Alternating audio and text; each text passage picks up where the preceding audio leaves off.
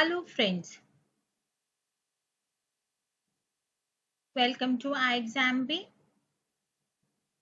इस वीडियो में हम लोग बात करेंगे एसएससी जीएसटी में आने वाले कुछ महत्वपूर्ण पर्यायवाची शब्दों के विषय में। चलिए देख। पहला शब्द है तालाब। तालाब का पर्यायवाची नहीं है। हमें यहाँ पर यह बताना है कि जो शब्द तालाब का पर्यायवाची नहीं है। ताल, तड़ाक, सर, सरिता, यहाँ पर ये जो तीन शब्द हैं यानी ताल, तड़ाक और सर, ये तीनों जो हैं ये तालाब के पर्यायवाची होते हैं। सरिता जो है वो है नदी का पर्यायवाची। तो सही उत्तर होगा ऑप्शन 4 यानी कि सही ऑप्शन होगा ऑप्शन नंबर 4 सरिता। अगला प्रश्न देखते हैं। पेड़ का प्राय नहीं है। हमें यहाँ पे बताना है कि जो शब्द पेड़ का प्राय नहीं है। शिरोरू, शिरोरू का अर्थ होता है सिर के ऊपर के बाल।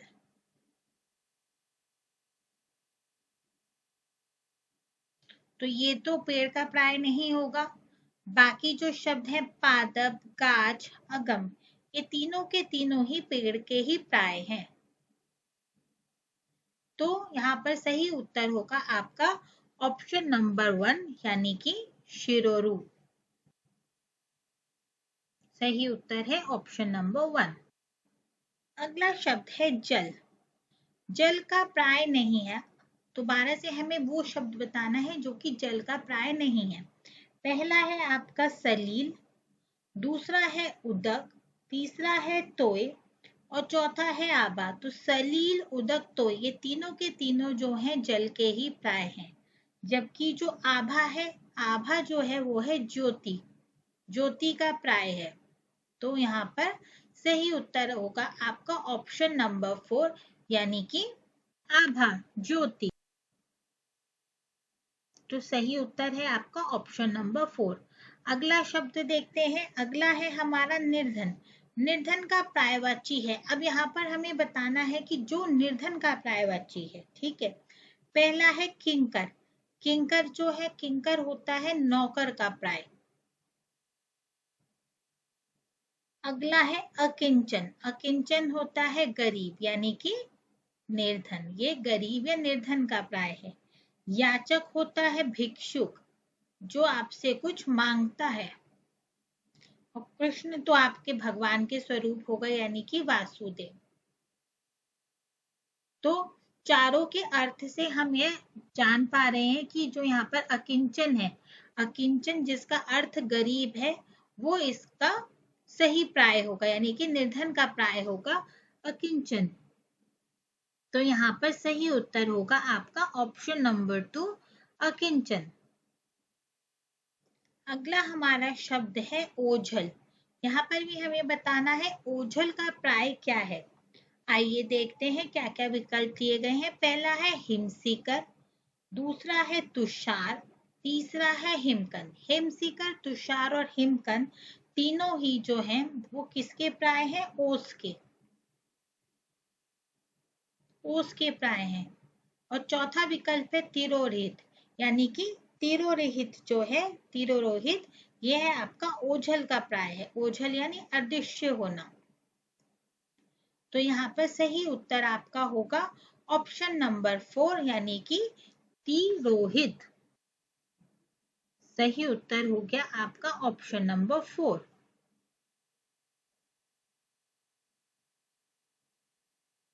अगला शब्द है मौलिक। मौलिक का पर्यायवाची है। विकल्प देखते हैं। धराधर। धराधर, धराधर का अर्थ होता है पर्वत, ठीक है। घन, घन यानी बादल। जलचर, जलचर यानी कि पानी में रहने वाले।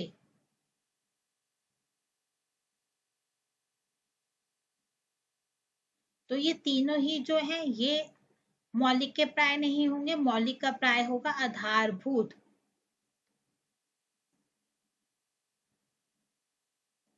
तो तो यहाँ पर आपका सही उत्तर होगा ऑप्शन नंबर 1, यानी कि आधारभूत। अगला देखते हैं। अगला शब्द है हमारा नीर। नीर किसका पर्यायवाची है? जल। जल जो है वो नीर का ही पर्याय है। ठीक है। कमल आप जानते हैं, कमल का फूल जो होता है। दास यानी सेवक, और आग यानी अग्नि। तो कमल, दास और आग ये तीनों ही नीर के पर्याय नहीं होंगे। नीर का पर्याय होगा आपका जल। तो इसका सही उत्तर होगा आपका ऑप्शन नंबर 1, यानी कि जल।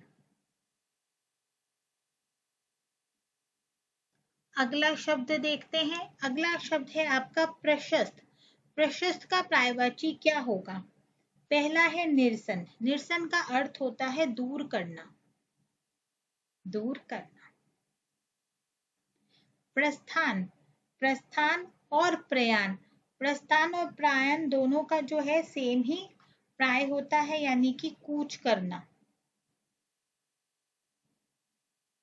कूच करना या कह सकते हैं कहीं पर जाना। तो प्रशस्त का जो सही पर्याय होगा वो आपका होगा परिणाही। तो यहाँ पर इस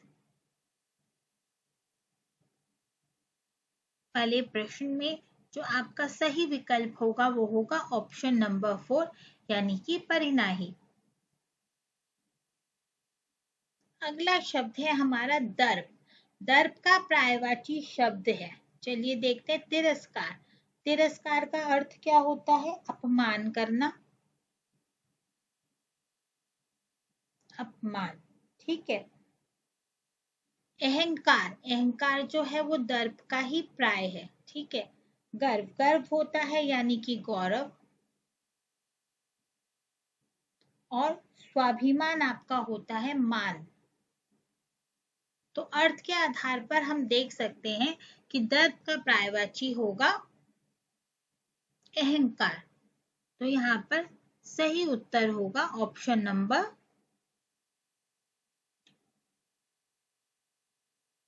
नंबर 2, यानी कि अहंकार। अगला शब्द देखते हैं। अगला है किरण। किरण का पर्यायवाची शब्द है, पहला है प्रभा। प्रभा जो है वो किरण का ही एक पर्याय होता है। ठीक है। रवि। रवि सूरज का पर्याय होता है। हिमांशु। हिमांशु चंद्रमा का पर्याय होता है। दिनकर। दिनकर भी सूरज का पर्याय होता है। ठीक है। तो अर्थ के आधार पर आप देख सकते हैं रवि, हिमांशु, दिनकर ये तीनों ही किरण के पर्याय नहीं होंगे। किरण का पर्याय होगा प्रभा।